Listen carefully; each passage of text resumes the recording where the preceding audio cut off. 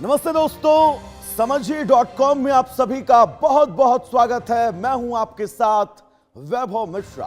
आज आपको एक ऐसी दास्तान सुनाते हैं जहां कुदरत की बेपनाह खूबसूरती के बीच खौफ और बर्बादी का मंजर पसर चुका है। पहाड़ों की गोद में बहने वाली शांत और पावन सिंधु नदी आज किसी के लिए खजाना तो बहुसंख्यक आबादी के लिए काल बन चुकी है।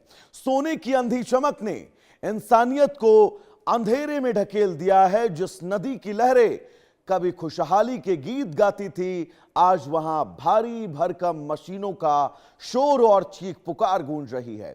आखिर कौन है वो स्वर्ण राक्षस जो स्थानीय लोगों की रोजी रोटी और जमीनों को निगल रहा है, और क्यों वहां की हुकूमत इस तबाही पर खामोश तमाशबीन बनी बैठी है? तो आइए सिलसिलेवार तरीके से समझिए.com में जानते हैं इस पूरे महासंकट का कड़वा सच।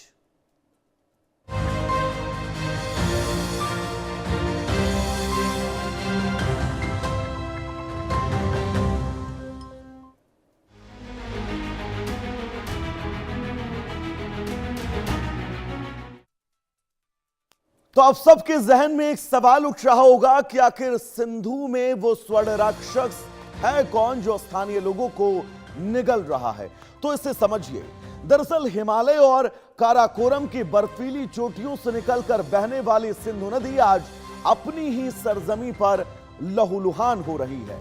गिलगिट बाल्टिस्तान और आसपास के क्षेत्रों में सिंध नदी के बहाव क्षेत्र को मानो एक खौफनाक स्वर्ण राक्षस ने घेर रखा हो। यह राक्षस कोई पौराणिक जीव नहीं है, बल्कि सोने के खनन के नाम पर उतारी गई विशालकाय कमर्शियल ड्रेजिंग मशीनें, भारी एक्सकेवेटर और अनियंत्रित खनन माफिया का पूरा कॉकटेल है।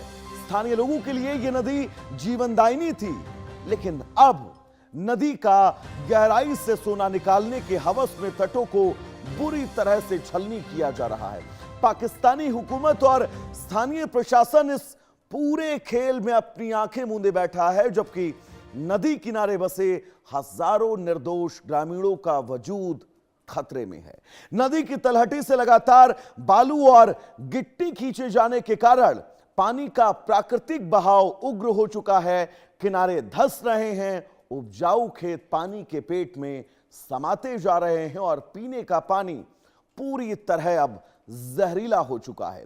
स्थानीय नागरिकों का कहना है कि सरकार ने चंद पैसों और चीनी और स्थानीय कंपनियों के फायदे के लिए पूरे इलाके को इन राक्षस रूपी मशीनों के हवाले कर दिया है। प्रशासन का यह रवैया स्पष्ट करता है कि उसे अपने ही नागरिकों की जिंदगी से ज्यादा सरोकार सोने के सिक्कों और राजस्व से है, जिसके बाद अब बहुत सारे सवाल उठाए जा रहे हैं कि आखिर यह राक्षस कब तक इन स्थितियों को निगलेगा।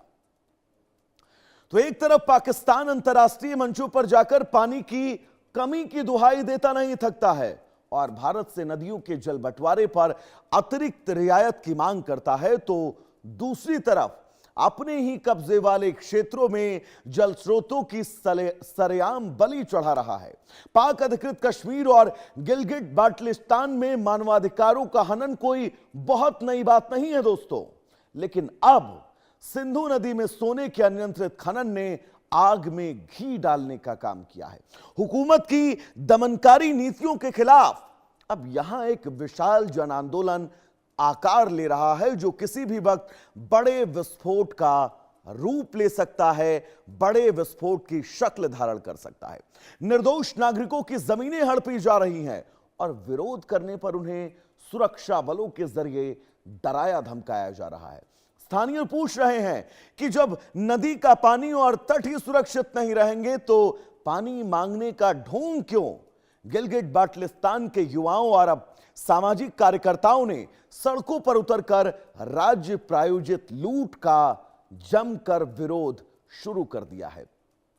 दरअसल यह असंतोष अब केवल खनन तक सीमित नहीं रहा, बल्कि आजादी और नागरिक अधिकारों की बुलंद आवाज बन चुका है, जो आवाज अब इन तमाम इलाकों में एक शोर की तरह गूंज रही है दोस्तों। और यह शोर पाक की सरकार के कान में किसी गर्म लोहे के सरिये जैसा है। जिस कारण लोगों को दरअसल परेशान किया जा रहा है। उस सिंधु नदी में कहां से इतना सोना आया, यह सवाल आप सबके जहन में जरूर उठ रहा होगा। तो दरअसल उस सिंधु नदी में इतना सोना कहां से आया, आखिर तलहटी में सोने का भंडार कितना है, इसको लेकर जो चर्चा है उसे जानना आप सबके लिए बहुत जरूरी है। आप जानते हैं कि सिंधु नदी केवल पानी की धारा भर नहीं है, बल्कि करोड़ों सालों की भूगर्भीय हलचलों की एक जिंदा मिसाल है।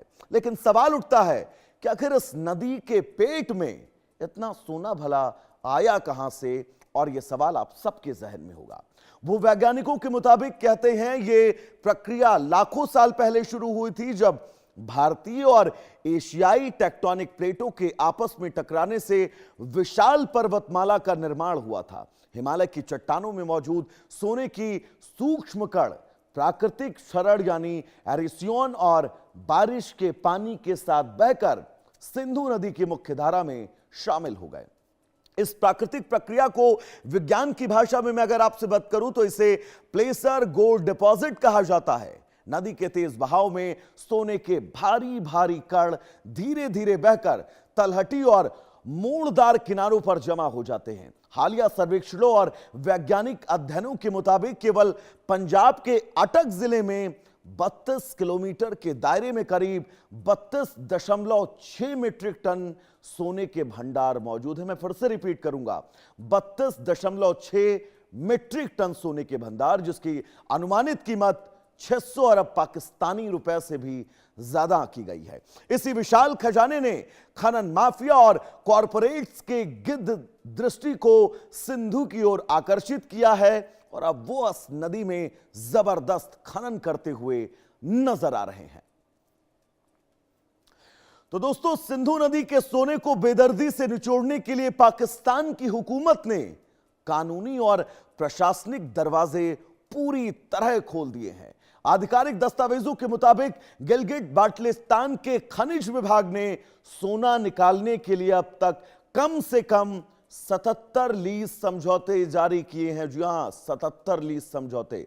इनमें से 5 बड़े और रणनीतिक समझौते विदेशी कंपनियों को सौंपे गए, जिनमें मुख्य रूप से चीनी फर्मों का दबदबा बताया जा रहा है। बाकी लीज स्थानीय और राजनीतिक रूप से रसूखदार कंपनियों के नाम पर धड़ल्ले से बांट दी गई। लीज पर काम करने वाली कंपनियों को मनमाफिक तरीके से नदी के बहाव को मोड़ने और गहरे गड्ढे खोलने की खुली छूट दे दी गई। इतना ही नहीं, लीज की सीमा से बाहर जाकर भी अवैध रूप से रात दिन खनन को अंजाम दिया जा रहा है। विदेशी कंपनियों की भारी मशीनों ने नदी के पूरे पारिस्थितिकी तंत्र को तहस नहस कर दिया है, जिससे स्थानीय व्यापार और छोटे कारीगर पूरी तरह अब बेदखल हो चुके हैं।